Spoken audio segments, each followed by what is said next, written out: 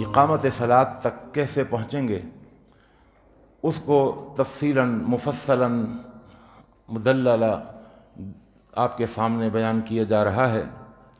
میں نے آپ کو بتایا تھا کہ اقامت صلاۃ نماز کا قائم کرنا اس وقت ممکن ہوتا ہے کہ جب ہم نماز کے ظاہری اور باطنی حقوق ادا کرنے والے بن جائیں، اور نماز کے کچھ ظاہری حقوق ہیں، ان میں سے ایک حق آپ کے سامنے بیان کیا تھا کہ ہم اپنی نماز کو شاندار اور جاندار بنانے کے لیے ہم اپنے وضو کو شاندار اور جاندار بنا لیں، اور اس کی تفصیل اچھی خاصی آپ کے سامنے بیان ہو گئی تھی۔ اور پھر اپنے وضو کو اچھا کر لینے کے بعد، کیونکہ عموماً وضو کیا ہے؟ طہارت ہے۔ اچھا، ہمارا دماغ وہ صرف ظاہری طہارت کی طرف چلا جاتا ہے، ظاہری نجاست کی طرف چلا جاتا ہے، حالانکہ میں نے آپ کو جو احادیث سنائی تھیں اس میں ظاہری نجاستیں بھی اور باطنی نجاستوں کا بھی ذکر ہوا تھا۔ یعنی جب انسان وضو کرتا ہے تو اس کی ظاہری گندگیاں، غلاظتیں اور نجاستیں وہ بھی ختم ہوتی ہیں، طہارت سے بدلتی ہیں۔ لیکن صرف ظاہری نجاستیں نہیں، میں نے آپ کو حدیث سنائی تھی، بڑی طویل حدیث، کہ ہاتھ دھوتا ہے تو اللہ اندر سے جو باطنی نجاست ہے، گناہوں کی نجاست ہے، اللہ وہ بھی نکالتے ہیں۔ یخرج حتی تخرج من تحت اظفار عینیہ، میں نے بڑی لمبی حدیث سنائی تھی کہ آنکھوں کے پپوٹے کے اندر سے بھی اللہ آنکھوں کے کیے ہوئے گناہوں کو باہر نکالتے ہیں، کانوں سے سنے ہوئے گناہوں کو نکالتے ہیں وضو کی برکت سے۔ یہ ظاہری نجاست بھی ختم ہوتی ہے، باطنی نجاست بھی ختم ہوتی ہے۔ آپ نے بڑی طویل حدیث سنی تھی کہ پانی کے قطروں کے ساتھ، اور یہاں تک کہ پانی کا آخری قطرہ بھی جب زمین پر گرتا ہے تو نجاست کو لے کے گرتا ہے، کسی گناہ کو لے کے گرتا ہے، تو باطنی نجاستیں بھی انسان کی صاف ہو جاتی ہیں، طہارتوں سے بدل جاتی ہیں۔ لیکن طہارت کے بعد، صفائی کے بعد، پاکیزگی کے بعد پھر کیا کرتے ہیں ہم؟ اپنی گاڑی کو ذرا واش کروائیں آپ، صحیح ہے؟ پہلے تو 400 میں، 500 میں، اب تو 1000، 1200، 1500 میں گاڑی واش ہوتی ہے۔ واش کروانے کے بعد پھر ہم گاڑی کو کتنے احتیاط سے چلاتے ہیں، ہے نا ایسا؟ کہیں اگر پانی ہو، کیچڑ ہو تو ہم کہتے ہیں نہیں یار، ابھی دھلوا کے لا رہا ہوں، ابھی تو پانی بھی خوش رنگ ہو، دوسری روڈ سے لے لو، دوسری گلی سے لے لو، یہاں میری گاڑی پھر خراب ہو جائے گی۔ اب کوشش یہ ہوتی ہے کہ نجاستوں سے، غلاظتوں سے اپنی گاڑی کو بچانا۔ بڑی مثالیں ہیں، آپ کے کپڑے ہیں، آپ نے صفائی کر لی، ستھرائی، صاف ستھرا سوٹ پہن لیا، پہلے میلا تھا دھلوا لیا، ارجنٹ دھلوا لیا، پہن لیا، پہننے کے بعد ہم کیا کرتے ہیں؟ اس کو پھر ہمارا کام ہوتا ہے بچانا۔ حتی الامکان ہماری کوشش ہوتی ہے کہ آج تو خراب ہی نہ ہو، آج تو ابھی دھلوا کے پہنا ہے۔ تو اب یہ وضو کر لینے کے بعد پھر آنکھوں کے آنکھوں کو گناہوں کی نجاست سے صاف کرنے کے بعد نکلیں گھر سے باہر، مسجد سے باہر، اور پھر آنکھوں کو آلودہ کرنا شروع کر دیں۔ پھر کانوں کی سماعت کو پاکیزہ کرنے کے بعد وضو کر کے پھر ہم گناہوں کو، یعنی ہم احتیاط تو کریں، یہ تو فطری تقاضا ہے کہ آج محنت کی ہے، آج صفائی کی ہے، آج تو کم از کم گندگی نہ لگنے دیں، اور آج 1 دفعہ نہیں، 2 دفعہ نہیں، 3 دفعہ نہیں، 4 دفعہ نہیں، 5 دفعہ صفائی اور طہارت حاصل کی ہے۔ بہرحال کہتے ہیں للعاقل تکفیہ الاشارہ، عقل مندوں کو اشارہ کافی ہوتا ہے کہ وضو ہماری ظاہری اور باطنی نجاستوں کو ہم سے دور کر دیتا ہے، ختم کر دیتا ہے۔ اب ہماری بھی کوشش یہ ہونی چاہیے کہ ہم گناہوں کو، ہم اپنے پاؤں کو گناہوں کی طرف چل کر اپنے پاؤں کو دوبارہ آلودہ نہ کریں، ہم اپنی آنکھوں کو آلودہ نہ کریں، ہم اپنے کانوں کی سماعت کو پاکیزہ ہی رہنے دیں، ہم اپنی زبان کی اور منہ کی نجاستوں، غلاظتوں اور گناہوں سے اپنے منہ کو صاف ہی رکھنے کی کوشش کریں۔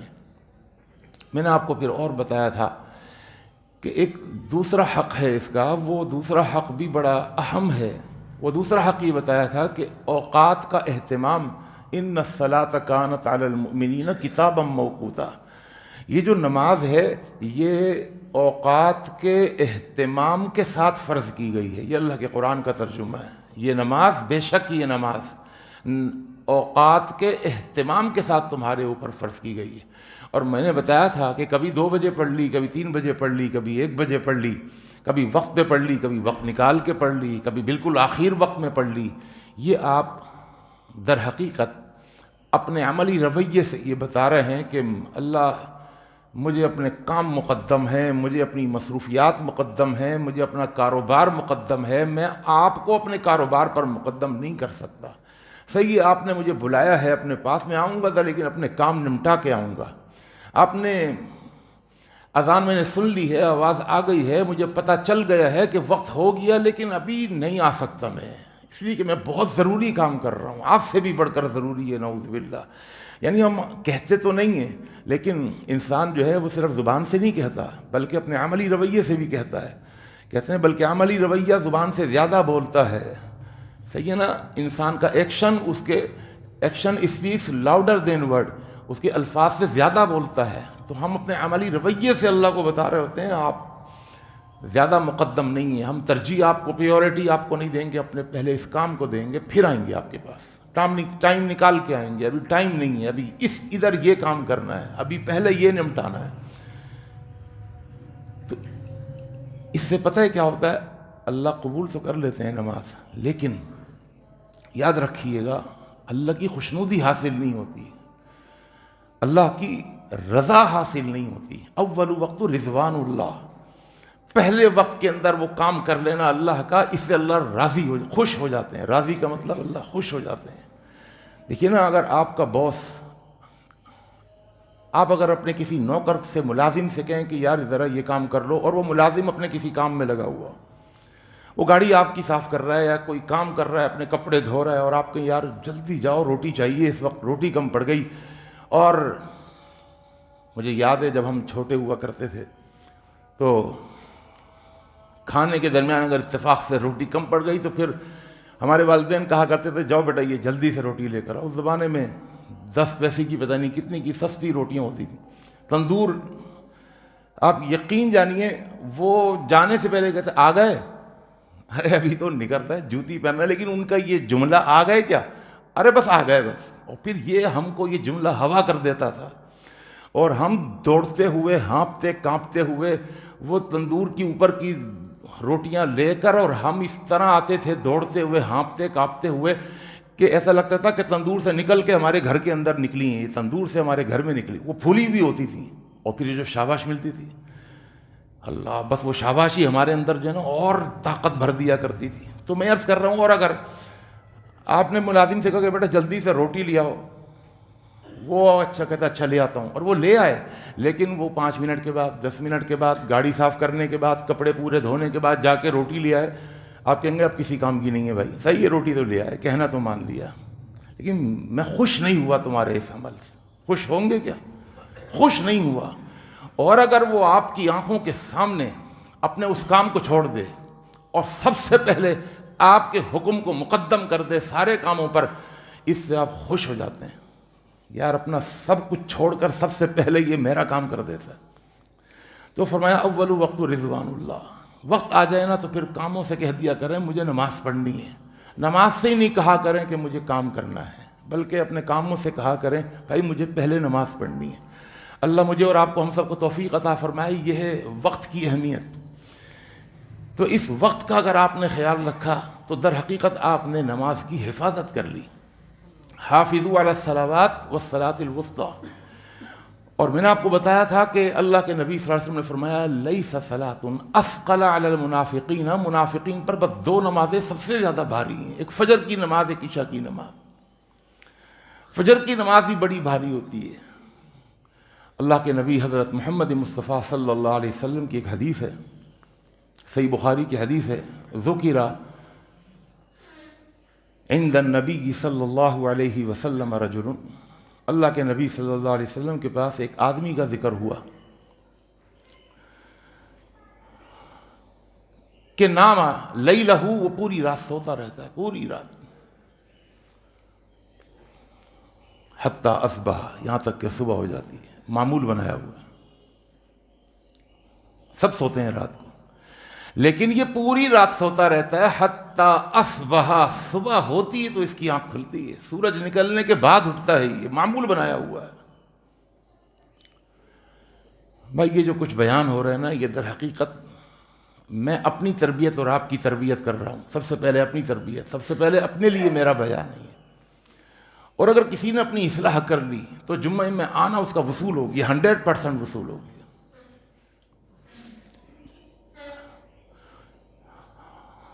ایسا شخص ہے صبح تک سوتا رہتا ہے۔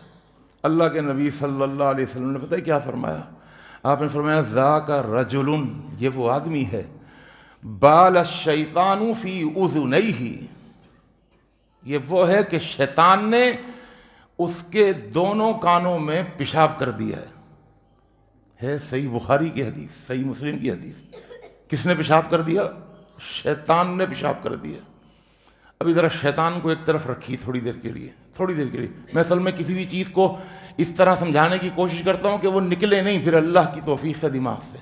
شیطان کو ذرا ایک طرف رکھیے، میں صرف پیشاب کی بات کر لوں۔ اگر کسی اپنے بچے کا پیشاب اگر آپ کے کان میں، اگر اس نے دھار ماری سیدھا آپ کے کان میں آپ کے پیشاب آ جائے، آپ کے اپنے بچے کا، کیوں جی آپ کیا کرتے ہیں؟ پیار سے اس کو اٹھا لیتے ہیں، پیار کر سب سے پہلے بیگم کو آواز دیں گے اس کو پیمپر نہیں پہنایا، یہ سیدھا میرے کان میں آ کے میرے منہ پر، میرے چہرے پر پیشاب کی چھینٹیں پڑی ہے نا۔ ایسا آپ کا بچہ ہے، آپ کا خون، آپ کا لاڈلا پیارا چمٹایا ہوا تھا ابھی تھوڑی دیر پہلے آپ نے اس کو، آپ کا بچے کا، آپ کے بچے کا بیٹا پیشاب ہے۔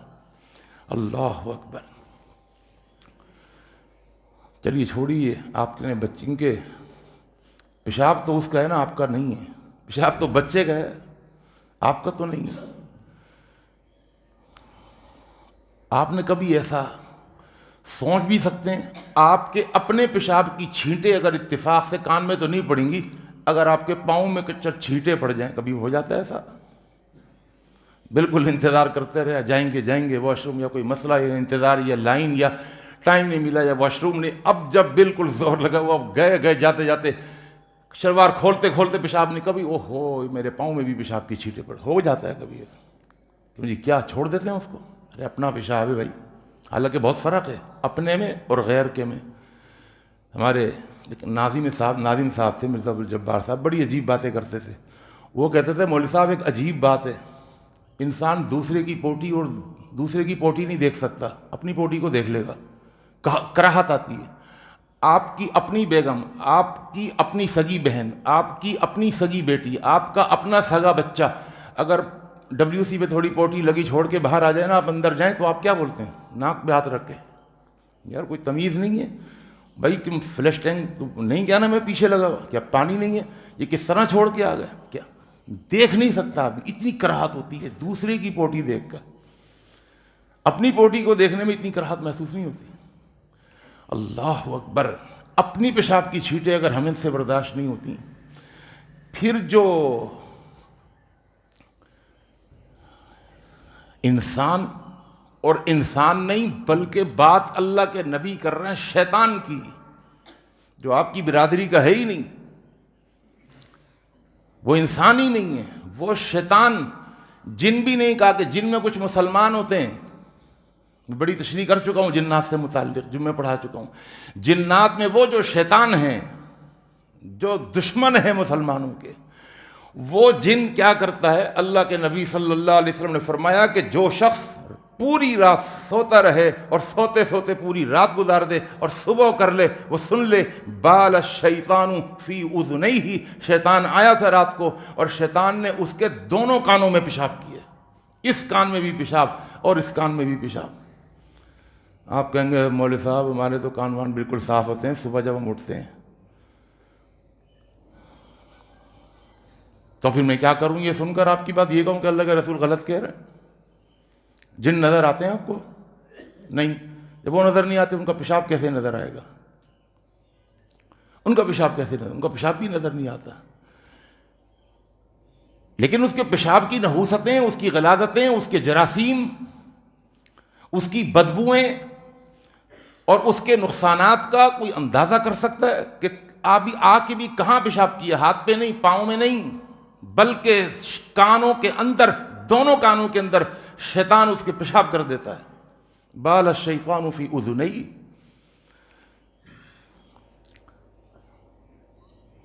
اور کانوں کے اندر کیوں کرتا ہے؟ محدثین نے لکھا ہے اس کی وجہ یہ ہے کہ کان انسان کو غفلت سے نکالنے کا سب سے بڑا ذریعہ اور سبب جو ہے نا وہ کان ہوتے ہیں. آنکھ بعد میں کھلتی ہے، کان پہلے سنتا ہے. کھٹ آواز آئی، آپ پڑے ہوئے سو رہے تھے، سب سے پہلے آپ کیا سمجھ رہے ہیں؟ آپ کی آنکھیں کھل گئی، آنکھوں نے کام کیا، سب سے پہلے آپ کے کان نے کام کیا، سب سے پہلے کان. یعنی انسان کی بیداری کا، انسان کے جاگنے کا، انسان کے ہوشیاری کا جو راستہ ہے نا، مین راستہ، اس دروازے کو ہی بند کر دیتا ہے شیطان. اس کے اوپر غفلت، دین سے غفلت، نمازوں سے غفلت، حقوق اللہ سے غفلت، حقوق العباد سے غفلت، قرآن کے پڑھنے سے غفلت، دین کو حاصل کرنے سے غفلت، بچوں کی تربیت سے غفلت، ہر اچھے کام اور ہر اچھی نیکی اور ہر نیک عمل کو کرنے سے غفلت. شیطان اس کے کان کو ہی بند کر دیتا ہے، اس کو ہوشیاری نہیں ہونے دیتا. تو لہذا جو لوگ معمول بنائے ہوئے ہیں، سو رہے ہیں اور معمول کے مطابق صبح کو اٹھتے ہیں، غلط کر رہے ہیں. وہ روزانہ شیطان کو اپنے کانوں میں متوا رہے ہیں. یقین جانیے گا، اٹھیے، معمول نہ بنائیں، کبھی کبھار ہو جاتا ہے. اور آپ جب ہم سوتے ہیں ہم سب، تو صحیح بخاری کی حدیث ہے، اللہ کے نبی صلی اللہ علیہ وسلم نے فرمایا جب بھی ہم سوتے ہیں شیطان آ جاتا ہے ہر انسان کے پاس، اور آنے کے بعد یعقد الشیطان علی قافیۃ رأس احدکم ثلاث عقدات، ثلاث عقد. شیطان آتا ہے ہر سونے والے مسلمان کے پاس آ کر اس کی گدی کے اوپر 3 گرہیں لگا دیتا ہے. 3 گرہیں. گرہ جانتے ہیں؟ گرہ ہم دھاگے کی گرہ لگاتے ہیں. گرہ کس لیے لگاتے ہیں؟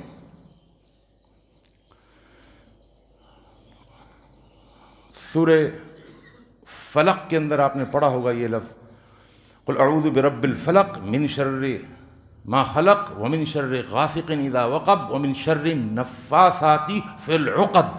عقد، جادوگر جو ہوتے ہیں نا وہ بھی گرہیں لگاتے ہیں، اور شیطان اور جادوگروں کا بڑا آپس میں گہرا تعلق ہوتا ہے. وہ بھی گرہیں لگاتا ہے، شیطان بھی گرہیں لگاتا ہے، جادوگر بھی گرہیں لگاتا ہے، بالوں کے اندر، دھاگوں کے اندر.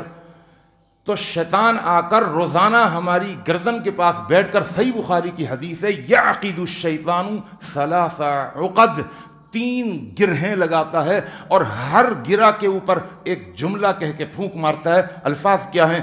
علیک لیل طویل، رات بڑی لمبی ہے. علیک لیل طویل، رات بڑی لمبی ہے. تیسری گرہ پر علیک لیل طویل، 3 گرہیں لگا کر اس کے دماغ کو کنٹرول کر لیتا ہے. اللہ کے نبی صلی اللہ علیہ وسلم نے فرمایا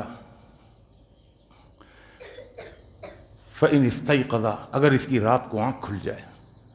اب گرہیں کھولنی ہیں، گرہیں کھولنی ہیں. اللہ ہم کو یہ گرہیں کھولنے کی توفیق عطا فرما دے. شیطان نے تو جادو کر دیا. علیک لیل طویل، بڑی لمبی رات ہے. فرمایا اگر کسی کی آنکھ کھل جائے، فَإِنِ اسْتَيْقَظَ وَذَكَرَ اللَّهَ، اللہ کا ذکر کر لے. وہ یہ سب کی آنکھ کھلتی ہے رات کو، سب کی کھلتی ہے، نوجوانوں کی بھی کبھی آنکھ کھل. یاد رکھیے گا آنکھ کھلنے کے بعد سب سے پہلے اللہ کا ذکر کرنا. کچھ بھی کریں، سبحان اللہ، الحمدللہ، اللہ اکبر، کچھ بھی، استغفر اللہ، اللہ کا ذکر. یہ سونے کے آداب ہیں جو آپ کو ضمناً یہ بھی اس موضوع کے اندر بیان ہو رہے ہیں. رات کو آنکھ کھل جائے تو کیا کریں؟ فرمایا اگر وہ اللہ کا ذکر کر لے، کوئی سا بھی ذکر، لا الہ الا اللہ، یہ بھی اللہ کا ذکر ہے. لا حول ولا قوت الا باللہ، یہ بھی اللہ، کوئی سا بھی اللہ کا ذکر کر لے، انحلت عقدۃ، ایک گرہ کھل جاتی ہے. یہ ہے پاور اللہ کے ذکر کی. 2 گرہیں لگی رہتی ہیں. فإن قام، اگر اٹھ جائے، وتوضأ، وضو کر لے تو صرف وضو تک کے کام سے فرمایا دوسری گرہ کھل جاتی ہے، اور اگر وضو کر کے اس نے 2 رکعت نماز پڑھ لی تو تینوں گرہیں کھل جاتی ہیں، اور یہ صبح جب اٹھتا ہے تو شیطان کا ایک معمولی سا بھی اثر اس کے اوپر باقی نہیں رہتا، وہ نشیط ہوتا ہے، چست ہوتا ہے، ایکٹیو ہوتا ہے، دین کے کام صحیح اور غلط کا فرق وہ بڑی آسانی سے کرتا ہے۔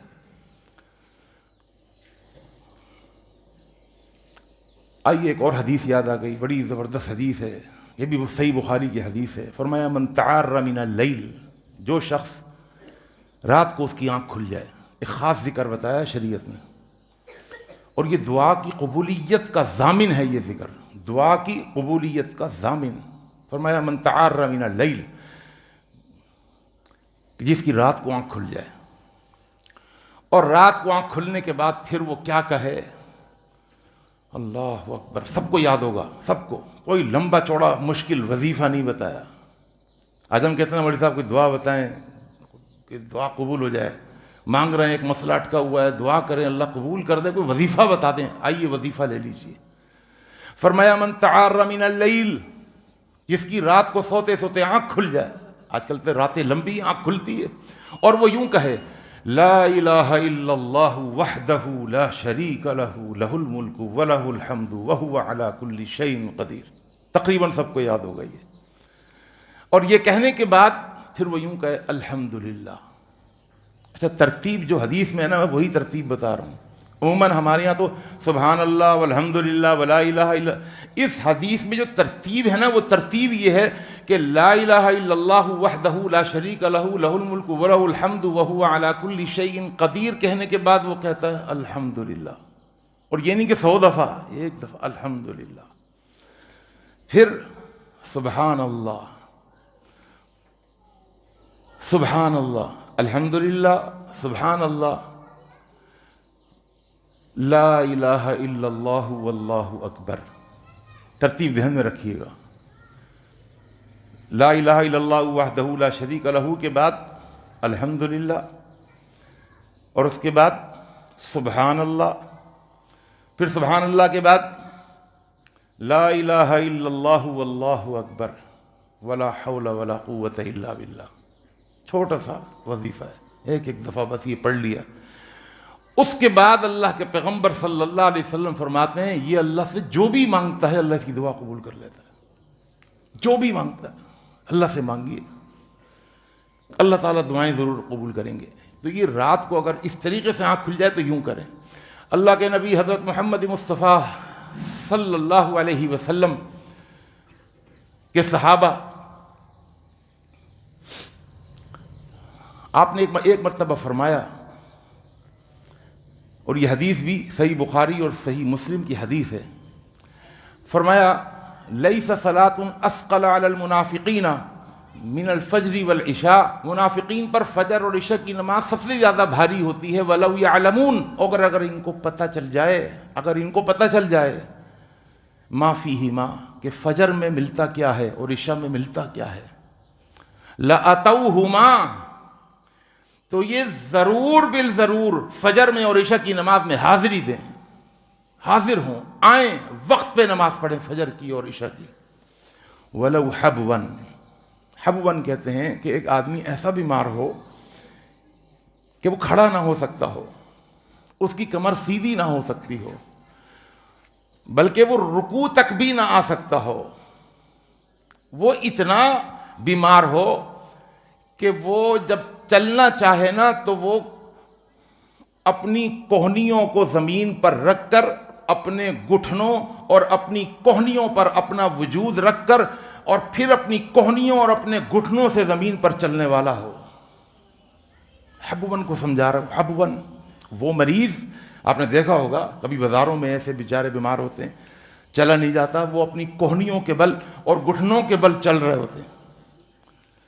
فرمایا اگر یہ ان کو پتہ چل جائے کہ فجر میں ملتا کیا ہے تو یہ آئیں گے فجر میں، اگرچہ اپنی کوہنیوں کے بل اور گھٹنوں کے بل چل کے ان کو آنا پڑے، لیکن آئیں گے۔ اللہ اکبر، ذرا اندازہ تو لگائیے کیا فجر کی نماز ہے، یہ تو فرض کا ذکر ہے نا. فجر کی صرف 2 سنتیں. فرمایا رکعت الفجر خیر من الدنیا وما فیہا. اے میرے حبیب آپ بتا دیجئے فجر کی صرف 2 سنتیں جو ہیں نا، 2 سنتیں پڑھنے والا کتنا مالدار ہے. ایک آدمی آپ نے فہرست دیکھی ہوگی کہ دنیا کا امیر ترین آدمی فلانے علاقے میں، فلانے ملک میں اتنے ملین، اتنے ڈالروں کا مالک، دوسرے نمبر پہ وہ، تیسرے نمبر پہ وہ، چوتھے نمبر پہ وہ، 5ویں نمبر پہ وہ. مالداروں کی ایک لسٹ بنائی ہوئی ہے، اکثر آتی رہتی ہے. اللہ کی قسم یہ ساری اس لسٹ کے اندر بڑے بڑے نامور قسم کے مالدار جو ہیں نا، یہ اتنے مالدار نہیں ہیں. اللہ کے پیغمبر فرماتے ہیں ان سارے مالداروں سے بڑھ کر ایک مالدار وہ ہے رکعت الفجر خیر من الدنیا وما فیہا. فجر کی جس نے 2 سنتیں پڑھ لیں تو دنیا اور دنیا کے سارے خزانے ایک پلڑے میں رکھ دو، اور فجر کی 2 سنتیں دوسرے پلڑے میں رکھ دو. یہ فجر کی 2 سنتیں ان سب سے زیادہ قیمتی ہیں.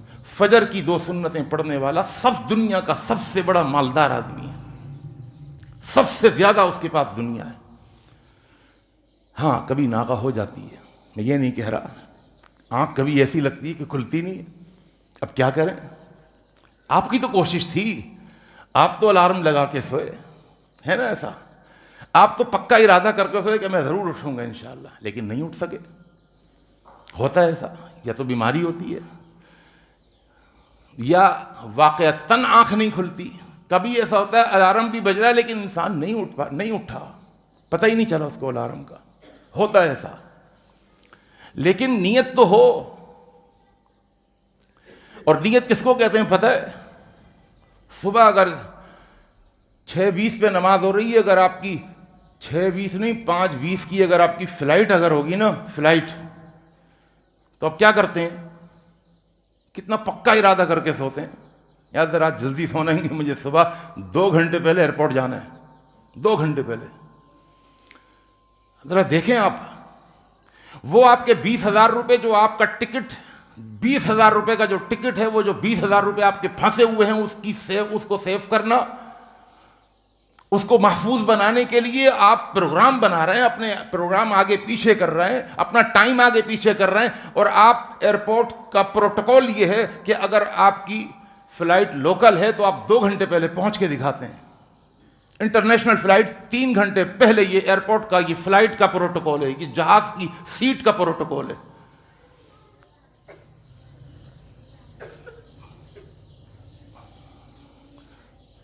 ڈاکٹر کے پاس جائیں تو ڈاکٹر کا بھی پروٹوکول ہے، نمبر لے کے بیٹھ جاؤ، 26واں نمبر ہے. اچھا جی ٹھیک ہے. بھائی کتنا ٹائم لگے گا؟ 2 گھنٹے لگیں گے. اچھا جی ٹھیک ہے نا کیسا؟ اللہ اکبر. یہ ڈاکٹر کا پروٹوکول ہے. جتنا بڑا ڈاکٹر اس کا اتنا بڑا پروٹوکول، اتنی بڑی لائن.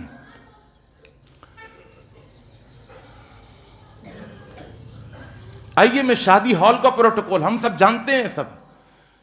اگر یہ نیچے ایک لائن میں، آدھی لائن میں لکھ دیا گیا ہو کہ وقت کی پابندی ملحوظ خاطر رہے، صرف ایک آدھی لائن، پابندی وقت کا خاص خیال کیا جائے گا، اور اس کے اوپر صرف سزا بہار لکھا ہو نا، آپ کیا سب سے پہلے تو میں اس کا خیال رکھوں بھائی ذرا سا، پھر جگہ بھی نہیں، 15 منٹ آدھا گھنٹہ پہلے پہنچو.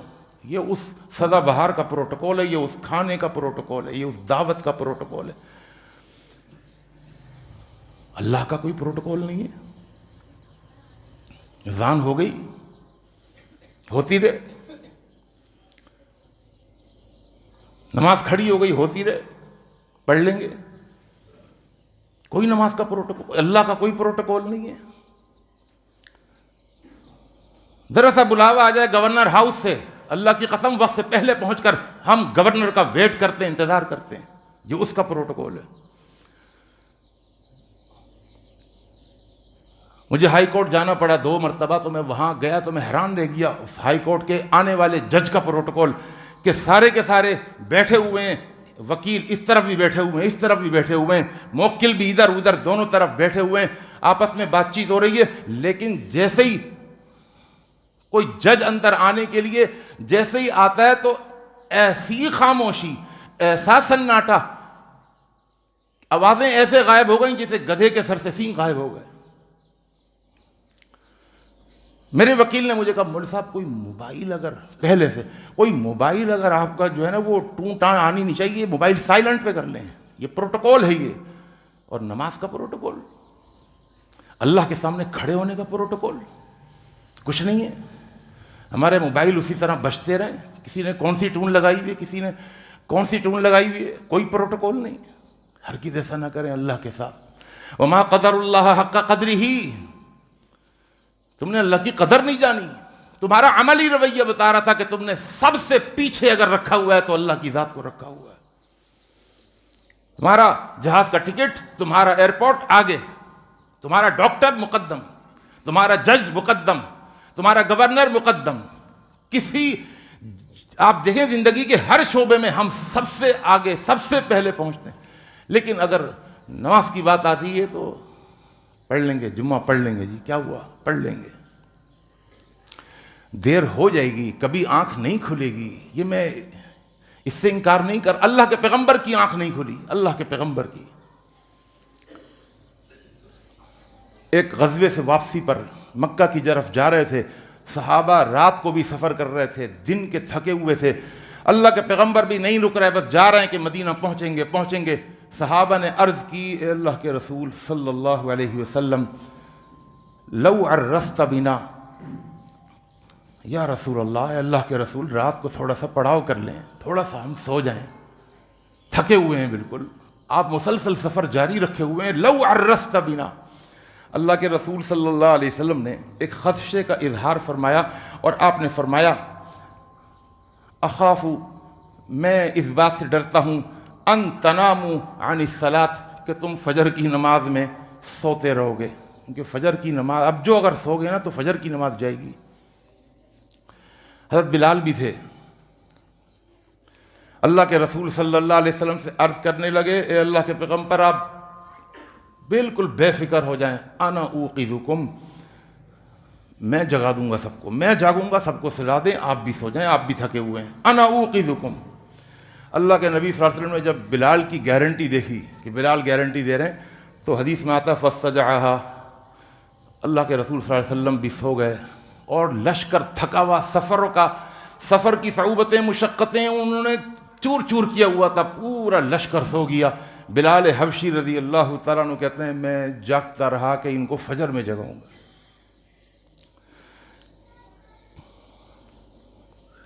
حضرت بلال حبشی کہتے ہیں میرے تھکا ہوا تو میں بھی تھا، لیکن میں نے کہا یار ایک طریقہ ہے کہ میں جاگتا بھی رہوں گا، نگرانی بھی ہو جائے گی، چلو میں نماز شروع کر دیتا ہوں. اللہ اکبر. یہ وہ نماز ایسی ہوتی تھی ان کی جو انہیں چارج کر دیا کرتی تھی. آپ نے دیکھا ہوگا نا کبھی لمبا سفر ہو تو بس والا کیا کرتا ہے، کوئی مووی لگا دیتا ہے. 1 گھنٹے کی مووی دیکھ رہے ہیں، 3 گھنٹے کی مووی دیکھنے میں 3 گھنٹے کا سفر نکل جاتا ہے، اس لیے کہ دماغ ادھر لگا ہوا ہے تو تھکاوٹ سے دماغ ہٹا ہوا ہے. 3 گھنٹے کے اندر پتہ ہی نہیں چلا کہ یہ جو ہے 300 کلومیٹر ہوتا ہے نا ایسا. بس والے یہی کرتے ہیں. میں وہی مثال دوں گا، تقریر تو پتہ نہیں کبھی کبھی لگتی ہوں گی، کوئی لگا ہی نہ لے تقریر. اللہ اکبر. بلال حبشی نے کہا وقت ایسے ہی گزرے گا، میں نماز میں کھڑا ہو جاؤں تو دماغ نماز میں ہوگا، تھکاوٹ کی طرف ہی نہیں جائے گا. بلال حبشی نماز میں کھڑے ہوئے ہیں، اللہ کے نبی صلی اللہ علیہ وسلم سو رہے ہیں، صحابہ سو رہے ہیں. ایک وقت آیا کہ بلال حبشی بھی سو گئے.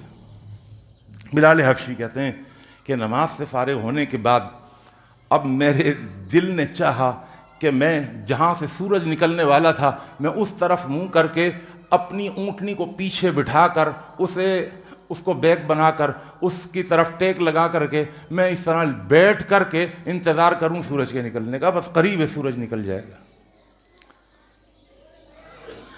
اب جو بلال حبشی اس طرح بیٹھے تو بلال حبشی بھی سو گئے. اب پورا لشکر سو رہا ہے، اللہ کے رسول سو رہے ہیں. حدیث میں آتا ہے، صحیح بخاری کی حدیث ہے کہ اللہ کے رسول صلی اللہ علیہ وسلم کی آنکھ سب سے پہلے آپ کی کھلی، سورج نکل چکا تھا. جب آپ کی آنکھ کھلی تو آپ نے سب سے پہلے کہا اینا بلال، بلال کہاں ہیں؟ اب تو صحابہ بھی اٹھ گئے. حدیث کے الفاظ ہیں وقد فزعوا، صحابہ گھبرائے ہوئے تھے، پریشان تھے. کیا پریشانی تھی بھائی؟ کیا دشمن نے حملہ کر دیا تھا؟ نہیں، فجر کی نماز نکل گئی. یہ تھی ان کی گھبراہٹ. آج ہماری بھی آنکھ اگر کھل جائے نا، پہلے ناشتہ کر لیں، پہلے وہ کام کر لیں، ارے سارے کام چھوڑو، تمہارے اوپر گھبراہٹ ہونی چاہیے، پریشانی ہونی چاہیے کہ بس میں جلدی سے وضو کروں اور میں فجر کی نماز پڑھوں، میری فجر کی نماز قضا ہو گئی. صحابہ گھبرائے ہوئے تھے. اللہ کے پیغمبر نے بلال کو بلایا. آپ نے فرمایا یا بلال اینما قلتا، وہ جو تم نے مجھ سے پرومس کیا تھا، وعدہ کیا تھا، تم نے کہا تھا کہ میں جگا دوں گا، اینما قلتا، وہ جو تم نے کہا تھا اس کا کیا ہوا؟ اس وعدے کا کیا ہوا؟ اینما قلتا. اللہ اکبر. بلال حبشی کہنے لگے، قال کہنے لگے اللہ کے پیغمبر، ما القیت علی نومۃ مثلها قط، اللہ کی قسم آج میں ایسا سویا ہوں، میں زندگی میں کبھی ایسا گہری نیند نہیں سویا. زندگی میں، بلال حبشی کیا کہہ رہے ہیں، زندگی میں میں کبھی ایسا نہیں سویا جتنی گہری نیند میں آج سویا ہوں. اللہ کے نبی صلی اللہ علیہ وسلم نے فرمایا، صحابہ کی جب گھبراہٹ آپ نے دیکھی کہ پریشان ہیں، آپ بھی پریشان تھے، فرمایا قوموا، کھڑے ہو جاؤ، ارکبوا، سوار ہو جاؤ. اس وادی کے اندر ایک شیطان ہے، ایک وادی ہے جس وادی میں ہم ہیں، یہاں ایک شیطان ہے، اور اس شیطان نے ایک حرکت کی. کیا حرکت کی؟ آپ فرمایا جلدی اٹھو. پہلے اٹھے، ہم اٹھے، آپ وہاں سے آگے بڑھے، ایک دوسری وادی میں آئے، اور آپ نے اس وادی میں آ کر اذان کہلوائی، تکبیر کہلوائی، نماز پڑھائی. اور نماز پڑھانے کے بعد فرمایا وہاں ایک شیطان تھا، اور اس شیطان نے حرکت یہ کی کہ بلال کے پاس آیا، اور بلال کے پاس آنے کے بعد وَهُوَ قَائِمٌ يُصَلِّي، بلال نماز پڑھ رہے تھے، تو آ کر ان کے دل میں یہ بات ڈالی کہ اب نماز ختم ہو رہی ہے، تھوڑا تم بھی کمر ٹیکا لگا لو ذرا. اور اس کے بعد بلال جیسے ہی اس کے سہارے، اونٹ کے سہارے بیٹھے، تو فَلَمْ يَزَلْ يُهْدِئُهُ كَمَا يُهْدَبُ الصَّبِيُّ. اللہ کے پیغمبر فرماتے ہیں بلال کو اس طرح شیطان نے تھپکیاں دیں. دیکھیں نا، بچہ جب سوتا ہے نا تو ہم اس کے کانوں میں تھپکیاں دیتے ہیں.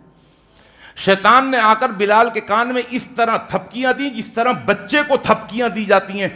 اور تھپکی شیطان کیسی دیتا ہے اللہ. بلال حبشی رضی اللہ تعالیٰ عنہ سو گئے اور کہتے ہیں اللہ کی قسم ایسی نیند کبھی نہیں آئی جیسی نیند ابھی آئی ہے.